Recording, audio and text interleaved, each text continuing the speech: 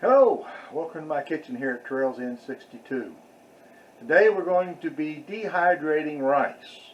Now the reason I dehydrate rice, and I know it's already dry, is because what I'm doing is making what's called minute rice that cooks up quicker and easier. Matter of fact, if you're putting it into some sort of casserole or stew that has a lot of liquid in it, you just cook it right in it like minute rice. So I'm going to be doing two kinds of rice. Now the one kind I'm going to be doing is called a short grain rice, and this is this particular brand. There's different types of it. This particular one is Nozomi short grain rice, and I use this to make my paella that I make. And I make a quick and easy paella because it takes a long time to make paella. So by using my pre-made ingredients, my already cooked, canned, processed chicken and already cooked sausage, I make a type of paella that's more the upland type. It's not the seafood paella, although you can do it also. But so anyway, I make a paella. On the short grain rice, I make a paella dried rice for making that. Now, it's boiling right now. I've already got it on the stove, and I put my rice in water, and I also mix in with it, pre-mix in with it, my saffron. That way when I make my paella, I don't have to add the saffron and let it cook in. It's already going to be cooked into the rice, and when the rice is dehydrated, it'll have that nice yellow color to it. That saffron flavor will already be cooked in. Now I'll show you what I'm doing here with that. Okay, this is my paella rice, and it's the short grain rice, and basically you follow the directions on it to make the rice. In this case it takes, I doubled the recipe because I'm going to dry this out and make dehydrated rice. And you can see that I think you can see the red strands in there. That's paella, or that's saffron that I crushed and mixed in with it. So you see it's turning yellow here. Basically I follow the recipe on it. I bring it to a boil already mixed together. Then I'll lower the heat, cover it, and let it simmer for about 20 minutes. And then I'll let it set for about 10 minutes off the heat, and then it will be ready to go. Alright, let's go on to the regular rice. Now I cook my paella rice on the stove because I have to add to it. I put in a salt, a little bit of salt, and then the saffron. And so you can also do this with other things in the broth to cook into the rice and then dehydrate it. So, but that's my paella rice. Now regular rice I'm going to make in my rice steamer.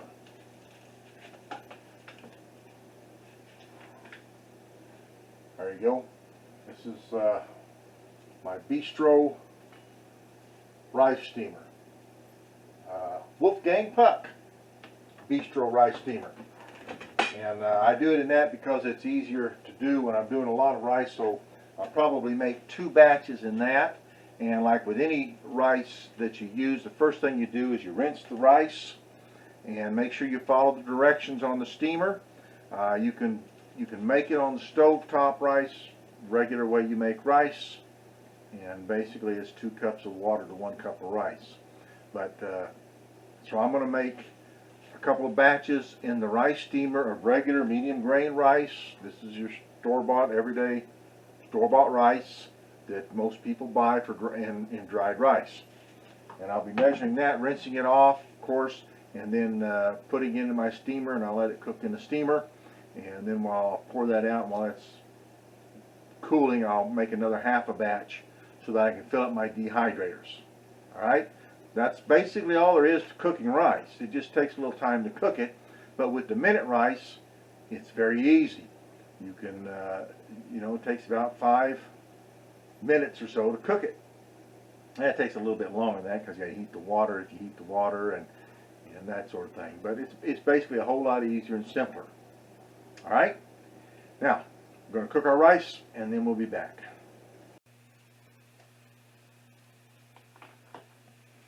Our short grain rice is done. It's all cooked up. Now, as I said, this is Nozomi short grain rice, and it's white when it starts out with. You can't see it very well, but the grains are small. It's a short grain rice. It has real short grains. That's why it's called short grain rice. It absorbs easier, and it's basically used for certain types of cooking, Japanese cooking, that sort of thing, and paella. A lot of Spanish cooking. But it's white when it starts, and then I put the saffron in it for my quick paella, and it turns it yellow. And then I'll dry it that way, and it'll come out dried yellow. Now, it's done, and I know you always read where they say, you know, cook your rice and then fluff it. Well, let me tell you something. I've never made fluffy rice, so this is not a video on how to make fluffy rice. So don't get your hopes up on that. I'm sure there's a way to do it, and I'm sure some of you out there can do it. But I don't make fluffy rice. I just make rice. And then I'm going to take this, I'm going to spread it out on this cookie sheet here lined with parchment paper to let it cool before I put it onto the dehydrator. So all I'm going to do is put this out on my cookie sheet here. A way of keeping it from getting gummy. But there may be a way. So remember, like I said, this is not a recipe for fluffy rice. This is just a recipe for dehydrated rice. So I'm just going to let it cool so it'll be easier to handle. And I've got the long grain or medium grain rice cooking, and we'll get that cooked up, and then we'll let it cool too. But then we'll put these on the dehydrators. Now that our rice is cooled, we're going to take it and we're going to spread it out. Now what I've done on my trays, I have taken parchment paper and I've simply cut it out in a circle and cut the center out to lay over top of this, and that's to keep the rice from falling through. Now I do have mats that go on here, but the mats are still, the rice can fall through it, so it's better to use parchment paper. So I'm going to spread it out on here, and it doesn't have to be perfectly flat. Just know that if it's not perfectly flat, it will take longer to dehydrate. And you just keep checking it, and it'll all dehydrate, and you want to be able to get it dry enough where you can crumble it up. So basically what I do is I just spread it out here just kind of as thin as possible in as little mostly a single layer as possible. I spread it out and I try to get it in a single layer as much as possible. But still it's going to clump up, and that's okay. It just takes a little longer to dehydrate.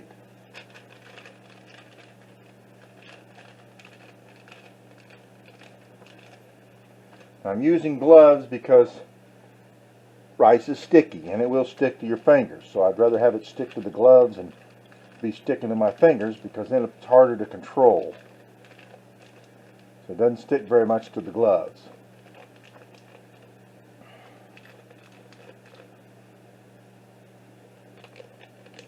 Alright, so there we have one tray, and then we'll finish up. I've got two dehydrators. I've got a little hole right here. I have two dehydrators, so I'm going to do one as much as I can with this. Looks like it's going to be 3 or 4 trays anyway, and then I'll finish it off with the regular rice. And there we have our trays full. I came up with 4 trays of the paella rice and 9 trays of the basic minute rice. There's 8 in this one here, and then I used one of these to make the 9th one. I only put 8 stacks on these because that's a maximum you can do on these round dehydrators. These are Nesco American Harvest dehydrators. I use them because I like them. They work great, and I've had them for quite a while, and they still work. Now once they quit working, then I'll probably upgrade my dehydrators, but these are good. They'll stack. I can stack one on top of the other one, put it on top of my refrigerator and cover it with a bag and store them out of the way, no problem. And so we've got these. I'll take these, I'll plug them in. This one here has got a preset temperature of 135 degrees. You can adjust it.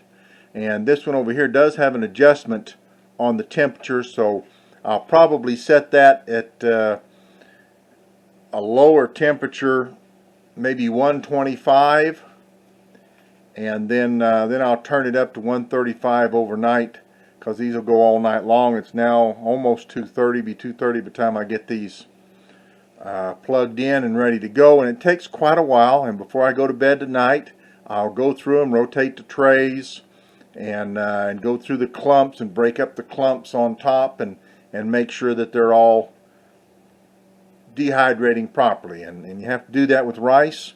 And then when it's done, it'll be the morning and they'll be done, and then I'll show you what I do with them then. Good morning. Well, it is morning here, and welcome back to my kitchen. I know, it seems like you just left, but in reality, it's been like, well, a little over 15 hours, almost 16 hours since we turned on our rice on the dehydrator. Now, I did check it about 10:30 last night, and to be perfectly honest, it probably would have been done sooner. Then I shut it off this morning, which was about 5 o'clock, but I didn't want to get up in the middle of the night and have to work with it, so I just left it running. The thing to remember on dehydrating is, like ovens, dehydrators work differently. So you have to regulate the time with your own dehydrator and make sure that the product, whatever it is good and dehydrated. Because if there's any moisture left in it, it will rot, and it will mold, and it will spoil. So the trick is to get it dried out. Sometimes, depending on what you're dehydrating, it might be leathery and pliable. Other times it might be brittle. But you just have to go with what works on your dehydrator to make sure that it's good and dry. I like to make sure my rice is good and dry. I don't care to let it go a little longer than what it really needs to make sure it's there. So, and as we go through this and we take it out of the dehydrator, we check it, and if there's any light clumps or anything that doesn't feel like it's dehydrated, we just throw it out. Okay? So we want to make sure when we go into storage that it's well and dehydrated. And you can dehydrate a lot of different things. Matter of fact,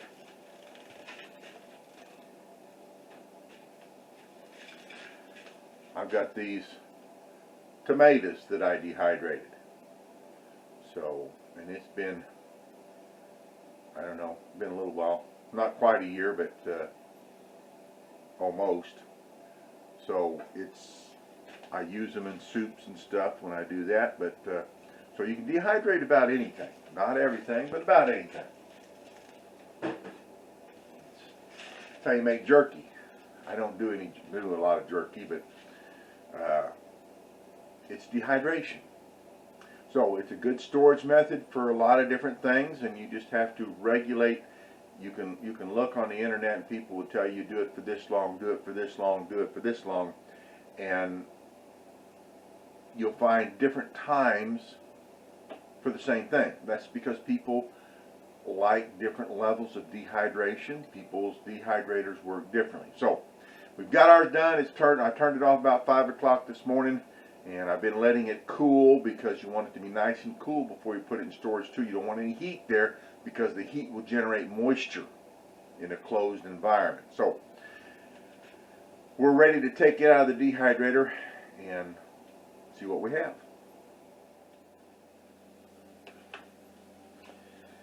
Now I like to use a big foil pan. Take mine out, firstly because it catches everything, secondly because it keeps everything in one place. Alright, so we basically, what we'll do is we'll take our trays and we set it in there, and you see I can set it in there and I can just gently take everything off. It doesn't stick to the parchment paper.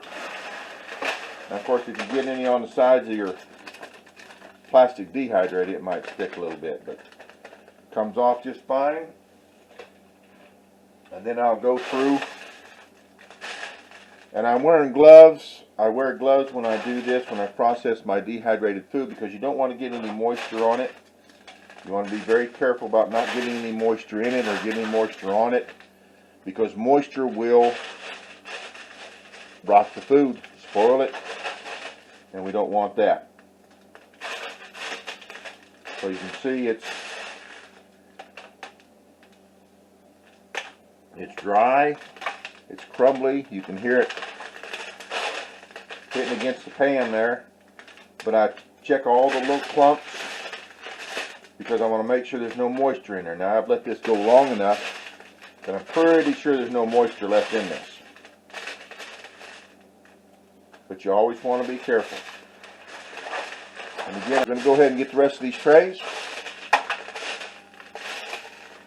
Then we'll be able to store it. And here we have our regular rice. What would have been made about 18 to 20 cups of ready to eat rice has been reduced down to, this is 8 cups and just a little bit more.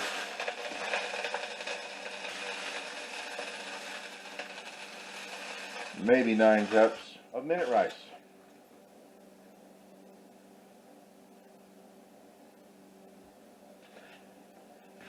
Now we'll take our paella rice out of our dehydrator.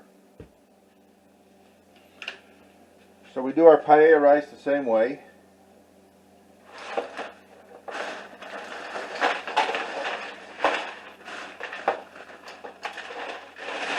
Notice the nice yellow color, that's the saffron coloring of it. I don't do as much paella rice because saffron's an expensive spice.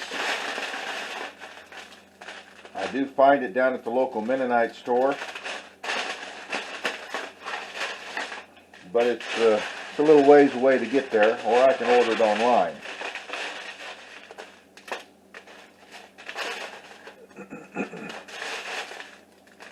So once again, we're breaking this up.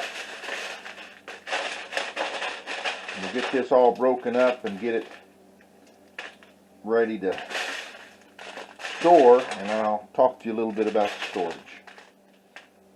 Now here's our paella rice, and what would have made over 8 cups of cooked rice is now 4 cups, thereabout. So it's considerably smaller, and we'll store this and use it as we need it, a cup at a time, 3/4 of a cup at a time. Let's talk about storage. Storing dehydrated foods. Now, there are different ways to store dehydrated foods, but they all have one thing in common. They need to be stored in a sealed, airtight container. Now, I've tried different methods of storing dehydrated food, and you have to be careful on how you store it because it needs to remain airtight. Now, this is a food sealer, bag sealer.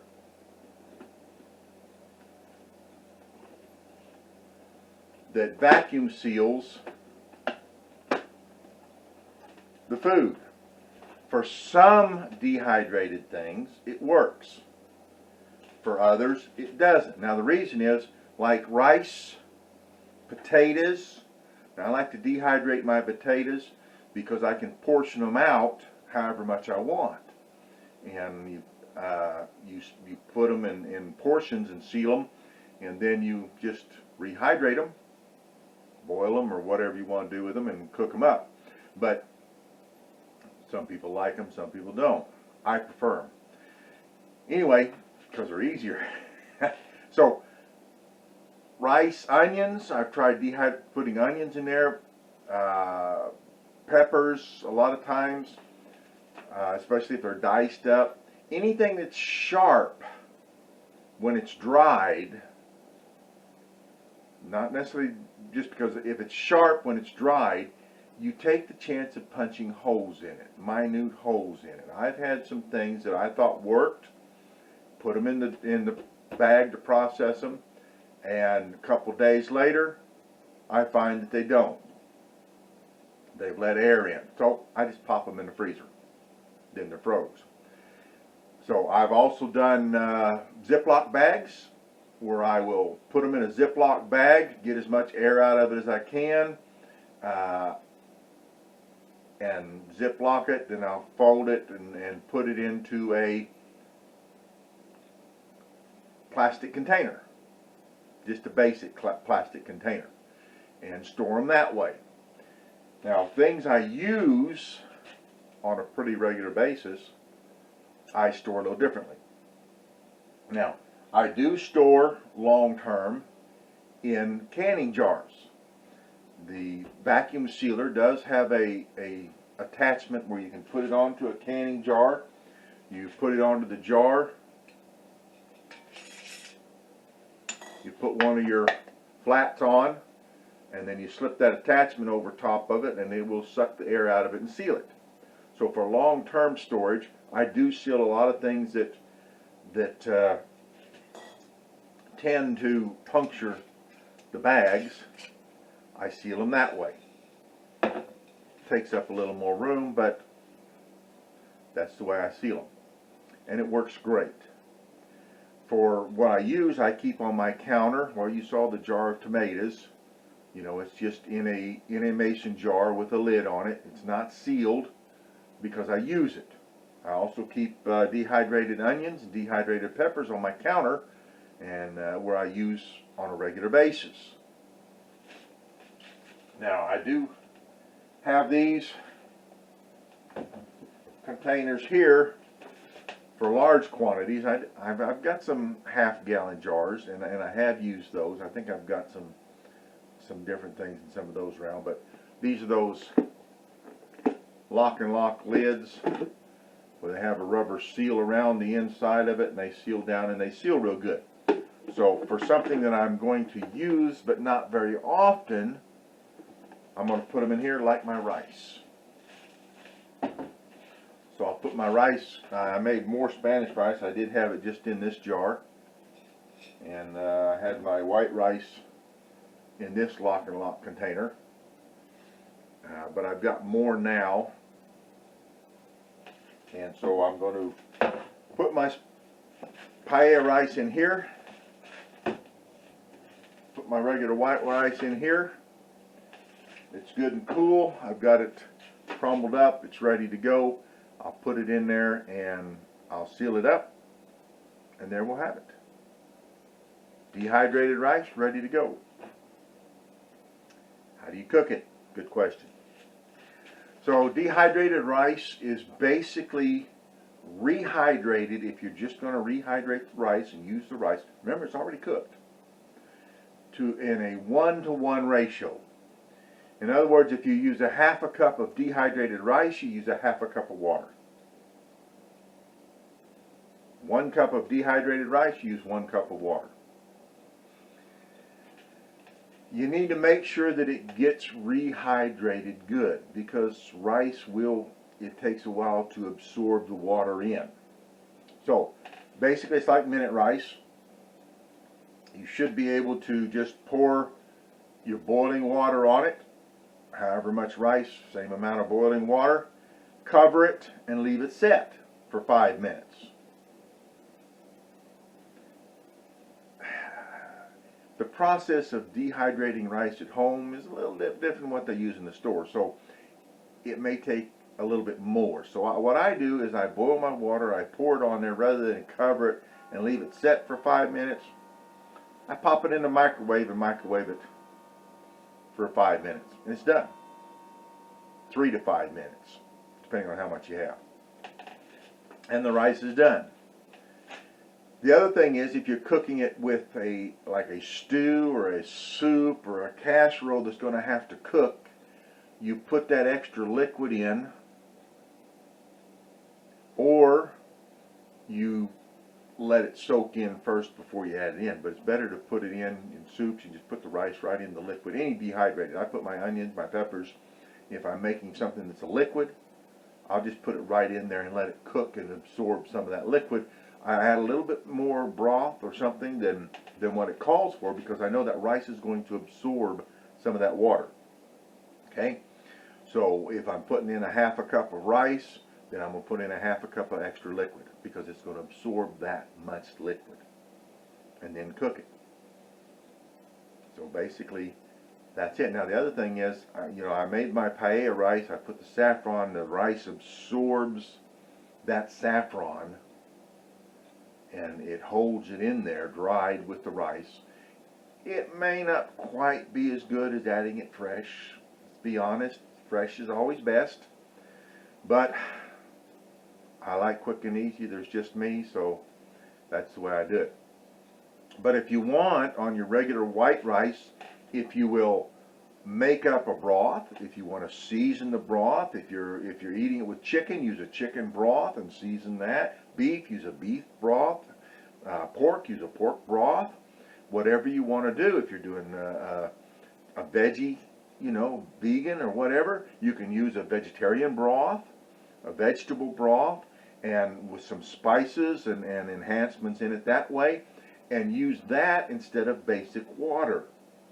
And then the microwave cooking technique comes in better, because that'll infuse it with the flavors into the rice a lot better.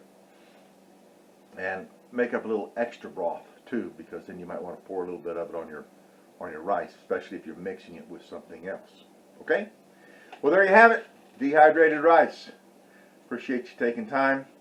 From my kitchen to your kitchen. God bless.